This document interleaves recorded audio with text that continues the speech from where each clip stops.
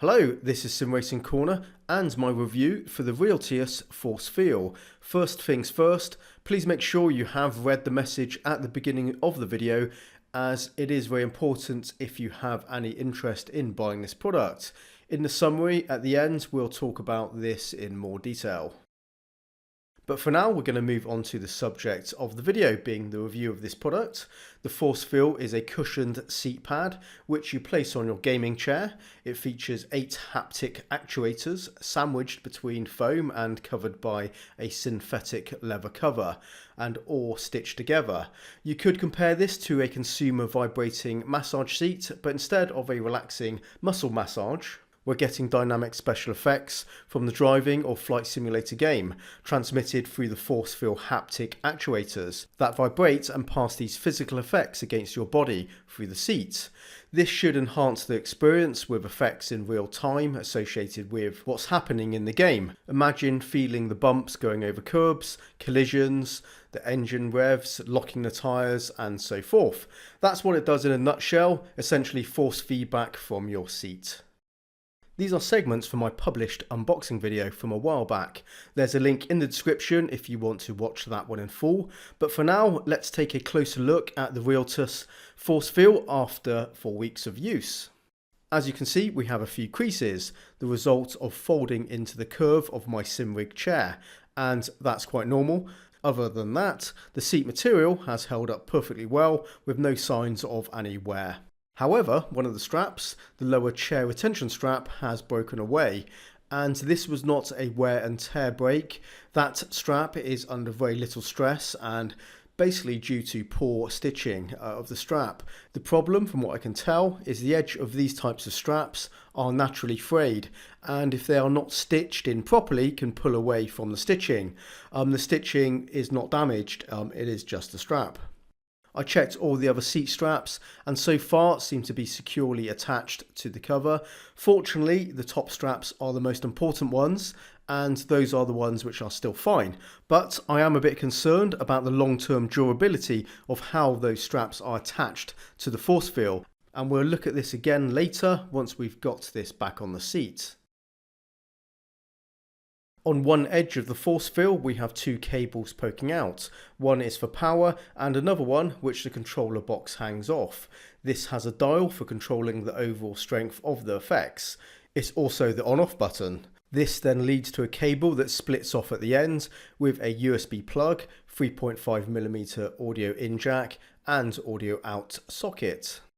And this enables you to operate the ForceFeel haptic output in 2 different ways. The simplest method is running the ForceFeel off your PC audio out using the 3.5mm jack. That does mean all audio from your game will be channeled through the 8 haptic actuators at the same time. It's not very sophisticated, as all sound is converted to haptic output using this method. But that also means this is compatible with all games and even movie watching. So pretty cool for added immersion while watching action movies and playing first-person shooters, for example.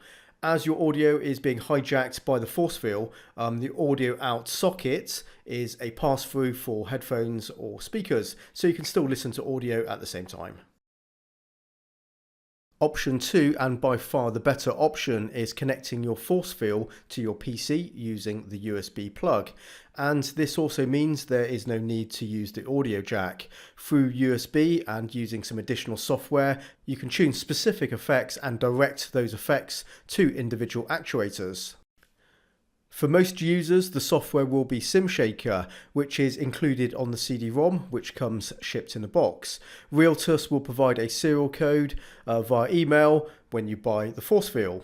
My ForceFeel is a review product, and I wasn't sent a SimShaker serial code with mine, so instead I'm using SimHub, which is a free download and does have native ForceFeel support.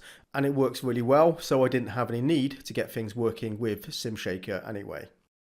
Okay, you've seen everything you need to see on the table, so let's get this fitted to my seat.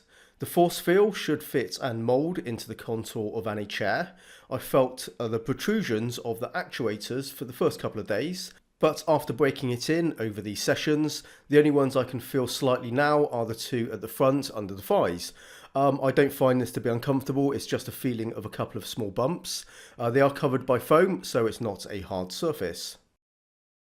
I've substituted the broken seat strap with a bungee cord, just wraps around, to keep it in place, and this prevents the ForceFeel from shifting around. This solution is just as effective as using the strap when it was working.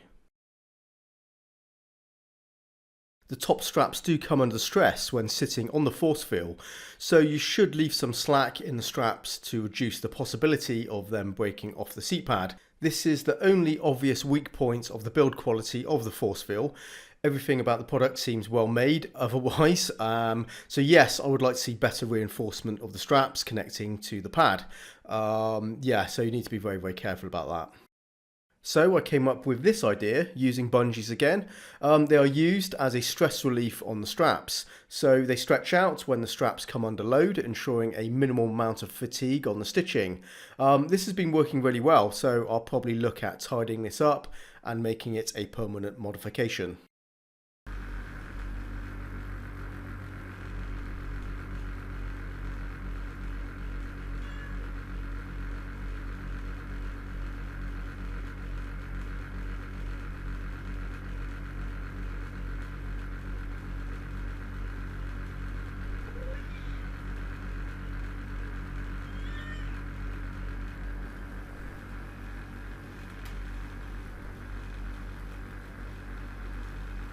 And now we're moving on to what it's like to use while sim racing. Well, it's absolutely fantastic. It really is great. So let me tell you why.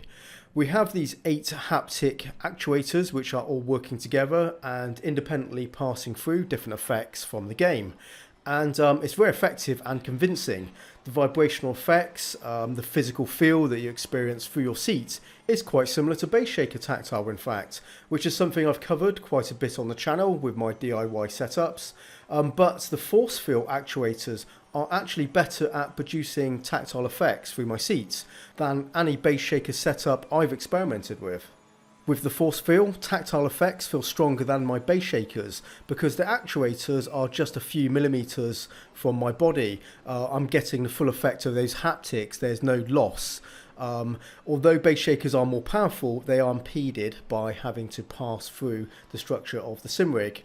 The ForceFeel is also very light on power, using just a small 12 volt 1 amp adapter. Even so, the strength of those effects can feel very intense.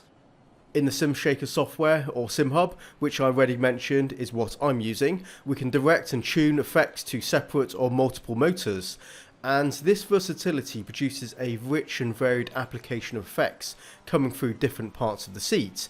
In SimHub, the effects are pre-tuned, and I only made a few small changes to the stock settings to my liking.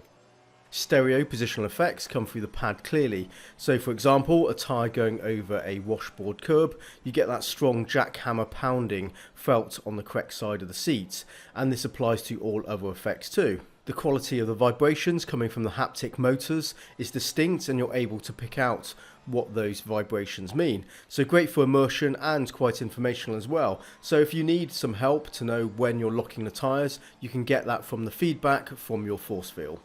The overall setup process is easy. You put it on your seat, you plug in the cables, run SimShaker or SimHub, a quick fiddle with the software to get that up and running, and load your driving game. And it's working. You have really nice tactile coming for your chair. After that, I did test the ForceFeel using the audio input option, and yeah, it's as good as you could expect from just game sound being converted into a general variation of rumble effects coming through as haptic feedback. You're certainly not going to get the most out of the ForceFeel using it in that configuration, but it's still a free feature you may find good use of when playing titles that don't support telemetry output for special effects.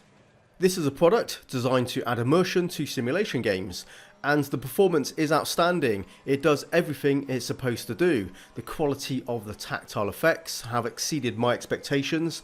When I started out my tests, I really didn't imagine this would outperform Bass Shakers, but indeed the ForceFeel easily does that.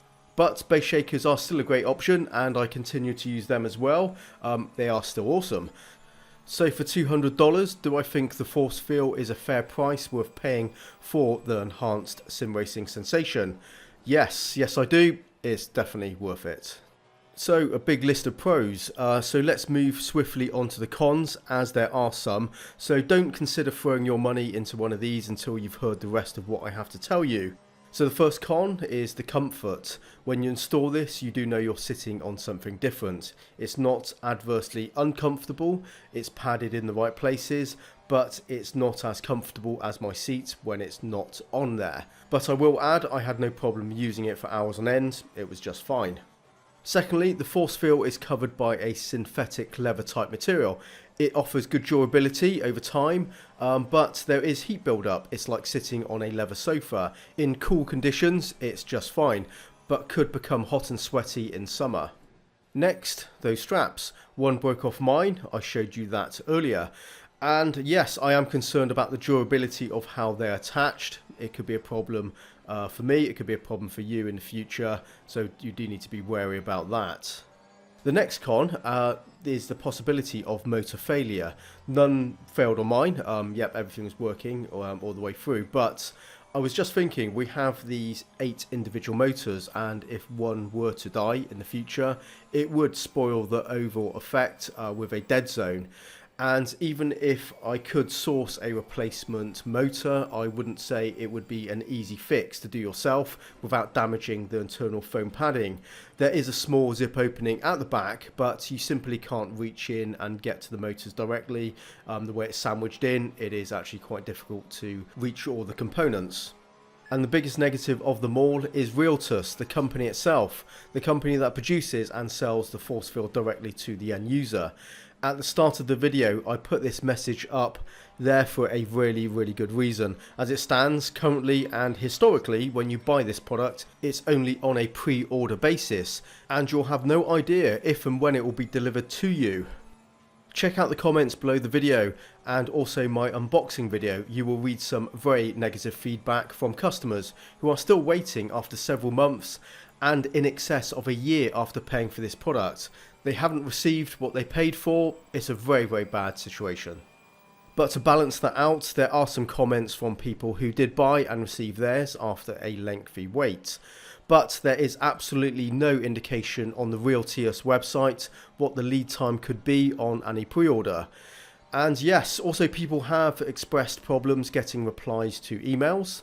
That's not professional and only adds to the frustration and feeling of being ripped off if you have already paid for it. And this is a big red flag for me. Do not pre-order the ForceFeel, really do not. It's a really bad thing to do. It's simply not worth the risk. Personally, I would only ever consider handing over my own money to Realteus if I'm certain they have actual stock in to sell and ship out immediately. And only under those circumstances, really, please do not buy it on pre-order. Take my warning seriously. This is an odd review. It's a really good product. I really love using it. It's fantastic. And well, besides those straps, which are a little bit ropey, and it is worth the asking price.